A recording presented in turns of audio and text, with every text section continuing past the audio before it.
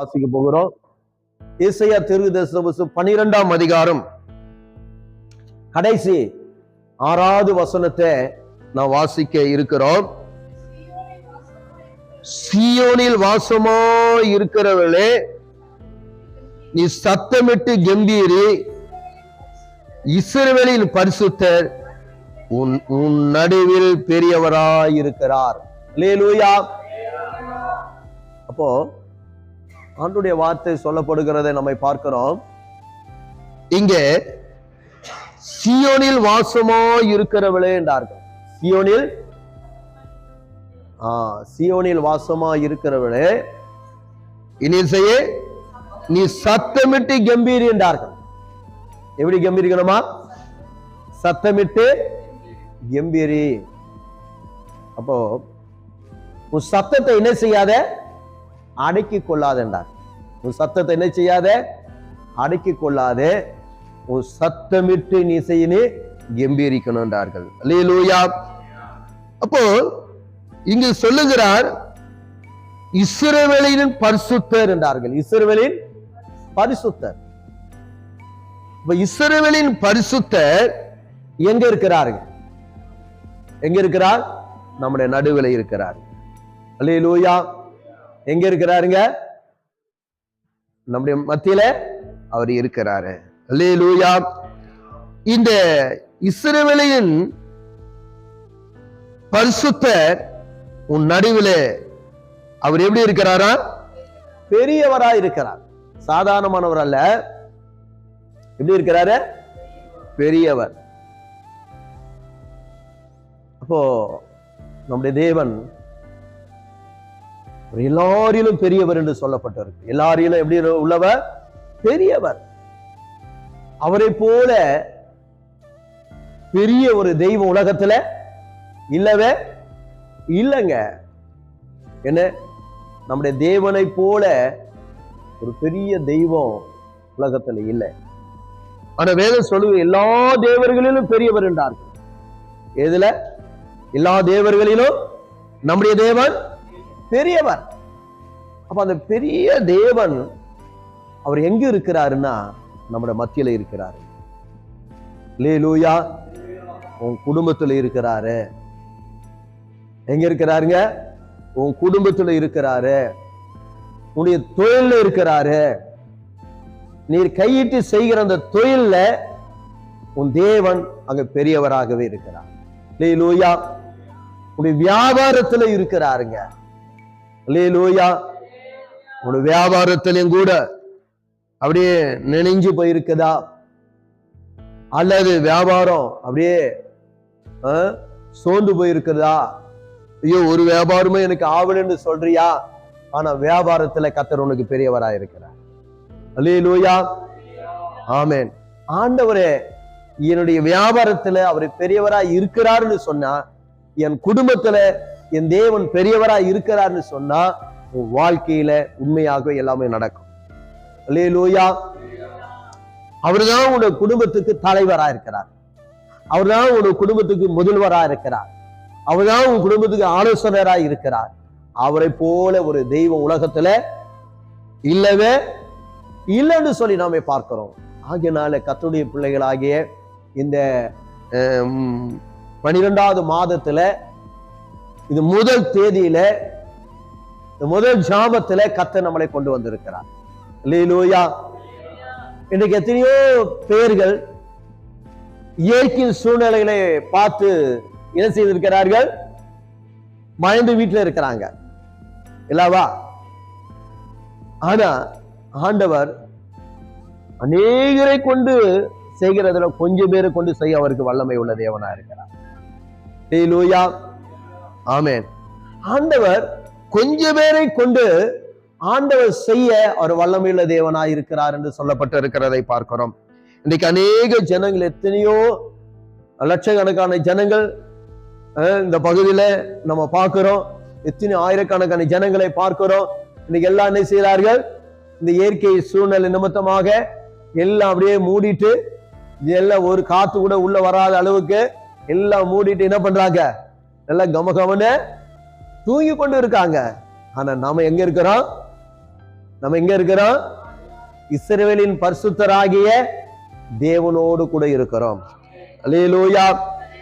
வேதம் சொல்லுகிறது போல இஸ்ரவேலின் பரிசுத்தர் உன் நடுவில பெரியவராய் இருக்கிறாரு.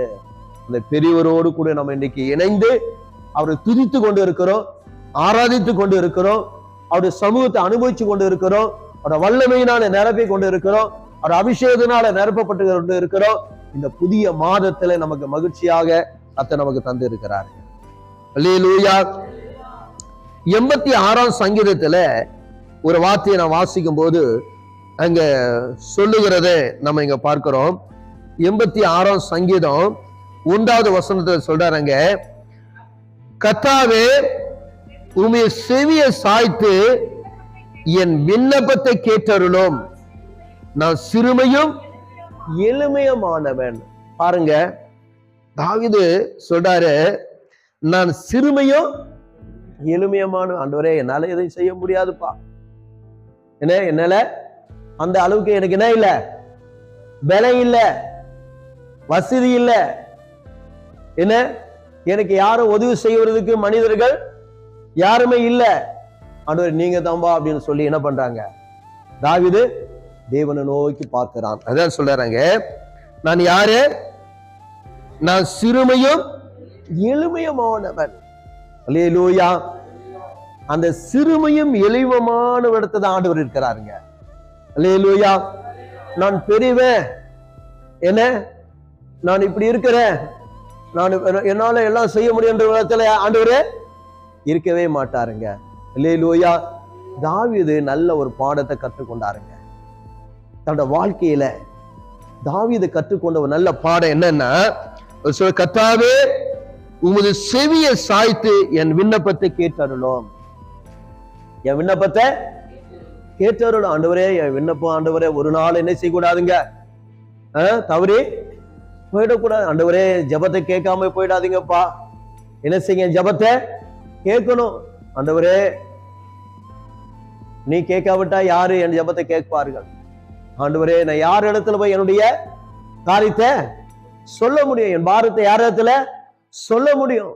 என் சுமையை யார் இடத்துல கொண்டு போய் நம்ம இறக்கி வைக்க முடியும் என்று சொல்லி தாவீது தன்னுடைய இருதயத்தின் ஆழத்திலிருந்து தன்னுடைய நிலைமையை உணர்ந்து ஆண்டவருக்கு முன்பாக தன்னை தாழ்த்தி தன்னை வெறுமையாக்கி அவன் சொல்லுகிறது என்னவென்றால், கர்த்தாவே என்று சொல்லுகிறதை பார்க்கிறோம். என்னவா?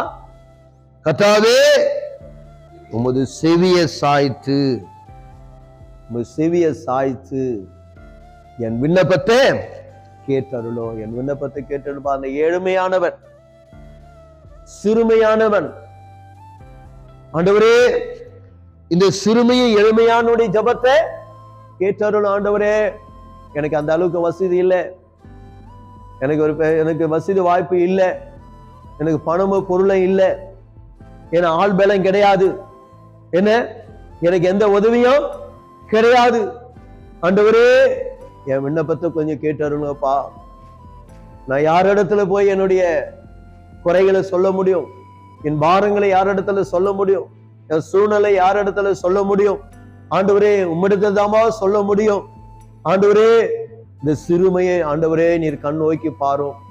ஆண்டவரே, இந்த எளிமையானவன் ஆண்டவரே சற்று ஆண்டவரே உடைய முகத்தை என் மேல் என்ன செய்யும்? பிரகாசிக்க பண்ணும். இதெல்லாம் தாவீது தேவனை நோக்கி அவன் முறையிட்டு இருக்கிறதை நம்ம பார்க்கிறோம். அல்லேலூயா. ஆகலாதான் அங்க 70ஆம் சங்கீதத்திலும் கூட ஒரு வார்த்தை வாசிக்கும் போது அங்க என்ன சொல்றாருன்னா, 70ஆம் சங்கீதம் 1ஆம் வசனத்துல, கர்த்தாவே உம்மை நம்பி இருக்கிறேன். அங்க என்ன சொல்றாருன்னா, கர்த்தாவே உம்மை நம்பி இருக்கிறேன், நான் ஒருபோது வெட்கமடையாதபடி செய்யும். ஒருபோது வெட்கமடையாதபடி செய்யும். உண்மைதாம நம்பி இருக்கிறேன்.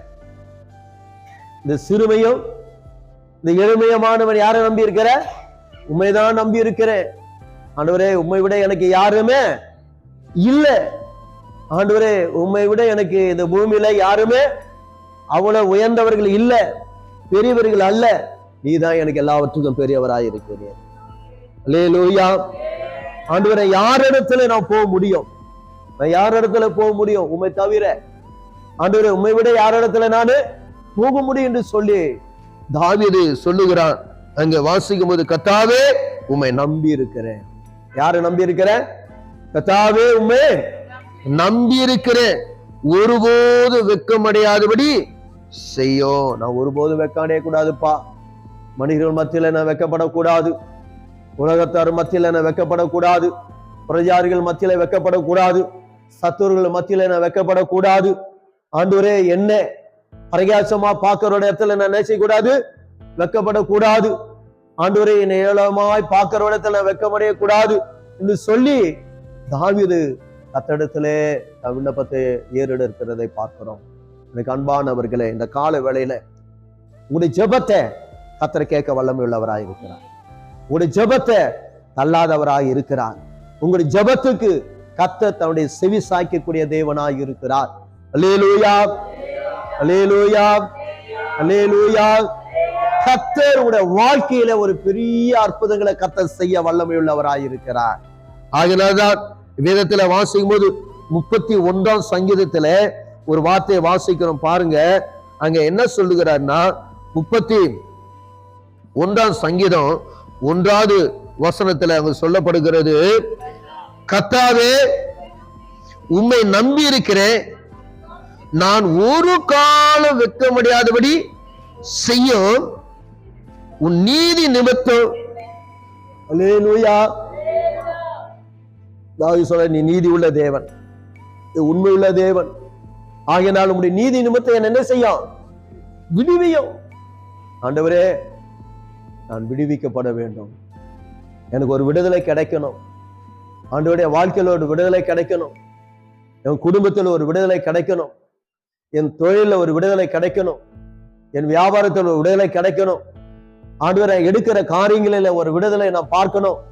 இதெல்லாம் இன்னைக்கு நம்முடைய வாழ்க்கையை நம்ம ஆண்டவரையில் ஒப்பு கொடுக்கும் போது கர்த்தர் நம்முடைய வாழ்க்கையை ஆசீர்வதிக்க வல்லமை உள்ளவராக இருக்கிறார். அல்லேலூயா. அதுலதான் சொல்லுகிறார், கர்த்தாவே உம்மை நம்பி இருக்கிறேன், நான் ஒரு காலம் ஒரு காலம் வெட்கமடையாதபடி செய்யும் உமது நீதி நிமித்தம் என்னை விடுவியும். அல்லேலூயா. உமது நீதி நிமித்தம் என்ன செய்யும்? விடுவியும். ஆண்டவர் எவ்வளவு பெரிய நம்முடைய தேவன் நல்லவராய் இருக்கிறார் பாருங்க. நம்முடைய தேவனை போல ஒரு தெய்வம் உலகத்துல இல்லவே இல்லைங்க, இல்லவே இல்லைங்க.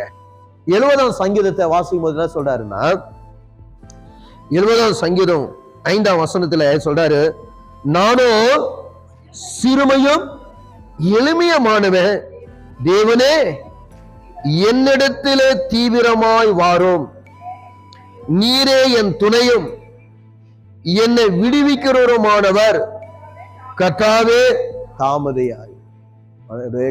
கர்த்தாவே தாமதிக்காதீங்கப்பா, என்ன செய்யாதீங்க, என்ன செய்யாதீங்க, தாமதிக்காதீங்கப்பா. எனக்கு ஒரு என்னுடைய காரியத்தை வாய்க்க பண்ணும், தாமதம் செய்யாதே என்றெல்லாம் தாவீது சொல்லுகிறதை நம்ம பார்க்கிறோம். அல்லேலூயா. எனக்கு அன்பானவர்களே, இந்த கால வேளையில ஆண்டவருடைய சமூகத்திலே வந்து இருக்கிறோம்.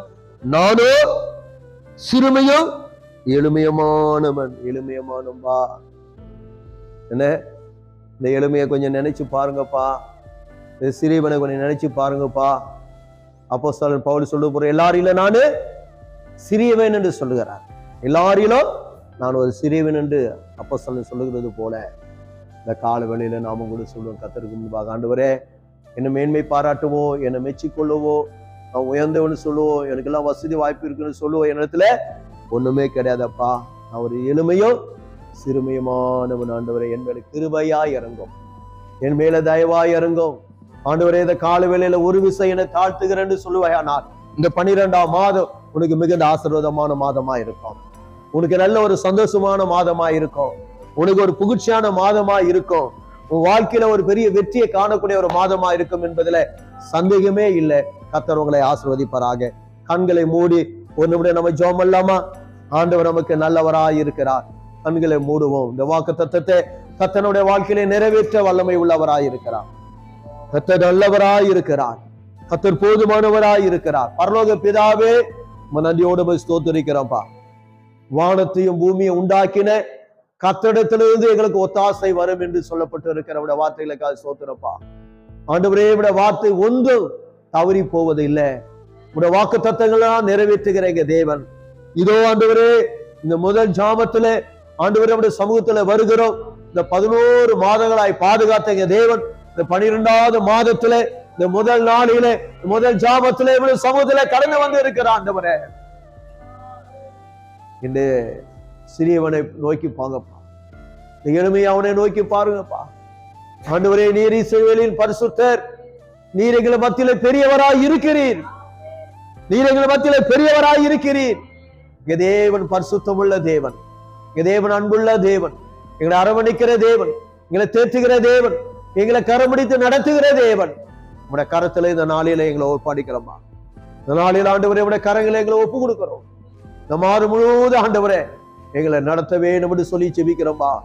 ஆண்டவரே, இந்த வருஷத்துடைய ஆரம்ப அற்பமா இருந்தாலும் இந்த வருஷத்துடைய அந்த கடைசி மாதங்களுக்கு மிகுந்த ஆசீர்வாதமா இருக்க எங்களுக்கு உதவி செய்யும். எங்களை ஒரு விஷயம் தாழ்த்தி உடைய பாதத்திலே எங்களை சமர்ப்பிக்கிறோம். எல்லா துதியும் கனமும் மகிமையும் நமக்கு செலுத்துகிறோம்.